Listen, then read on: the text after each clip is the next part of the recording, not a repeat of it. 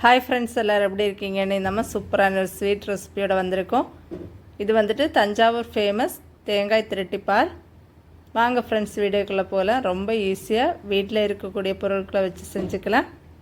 முதல்ல நான் வந்துட்டு 2 ஸ்பூன் அளவுக்கு பாசிப்பருப்பு எடுத்துருக்கேன். அதை நம்ம ஒரு கடாயில் சேர்த்துட்டு நல்லா வறுத்துக்கலாம்.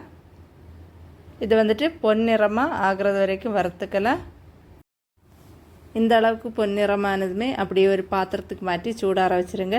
அடுத்ததாக ஒரு மிக்ஸி ஜாரில் நம்ம வறுத்து வச்சுருக்கக்கூடிய பாசிப்பருப்பை சேர்த்துட்டு நல்லா பவுடராக பொடிச்சு எடுத்துகிட்டு வரலாம். அதுக்கப்புறமா நான் ஒரு மீடியம் சைஸ் தேங்காய் எடுத்து நல்லா துருவி வச்சுருக்கேன்.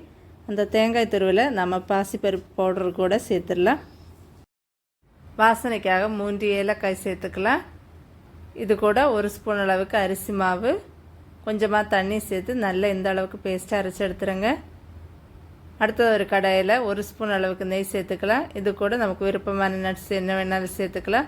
நான் கொஞ்சமாக முந்திரியும் கொஞ்சமாக நிலக்கடலையும் சேர்த்துருந்தேன். நாம் சேர்த்தது வரப்பட்டதுமே அப்படியே ஒரு பிளேட்டுக்கு மாற்றி வச்சுருங்க.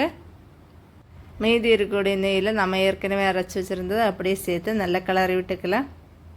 சீக்கிரமாகவே இது நல்லா வெந்து வந்துடும். நம்ம இது கூட பாசிப்பருப்பும் அரிசி மாவும் சேர்த்துருக்கனால சீக்கிரமாகவே கெட்டியாயிரும். சைடு எல்லாத்தையுமே நல்லா எடுத்து விட்டு நல்லா கிளறி விட்டுக்கோங்க. இப்போ பார்த்திங்கன்னா நேரமே இருந்ததை விட கொஞ்சம் கூட நல்லா சுருண்டு வந்துருச்சு. இன்னும் கொஞ்சம் கூட திக்காகட்டும். ஸ்பூனில் எல்லாமே வருது பாருங்கள். இப்போ நாம் இந்த ஸ்டேஜில் இனிப்பு சேர்த்துக்கலாம்.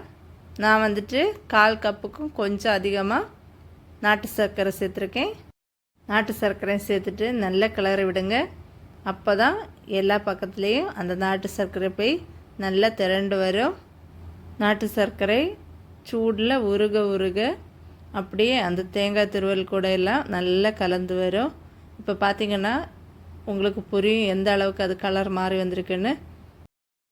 சீக்கிரமாகவே நல்லா திரண்டு வரும். அப்போ நாம் ஏற்கனவே வறுத்து வச்சுருக்கக்கூடிய நம்மளோட நட்ஸும் சேர்த்து நல்லா கலந்து விட்டு எடுக்கலாம். விருப்பம் இருந்தால் இந்த ஸ்டேஜில் கூட நீங்கள் 1 ஸ்பூன் அளவுக்கு நெய் சேர்த்து இறக்கிக்கலாம். நான் எதுவுமே சேர்க்கலை. அப்படியே ஒரு பவுலுக்கு மாற்றி வச்சுருந்தேன். நல்லா சூடாக இருந்ததுக்கப்புறமா அப்படியே ஒரு வாழை இலையில் சேர்த்துக்கிட்டேன். பார்த்திங்கன்னா எந்த அளவுக்கு சூப்பராக பிளேட்லேருந்து இலகி வருதுன்னு பாருங்கள். பிளேட்டில் எதுவுமே ஒட்டாமல் சூப்பராக வந்துருச்சு. நீங்களும் இதை கண்டிப்பாக ட்ரை பண்ணி பாருங்கள். ரொம்ப டேஸ்ட்டாக இருந்து குழந்தைங்களும் சாப்பிட திரும்ப கேட்டுகிட்டே இருந்தாங்க.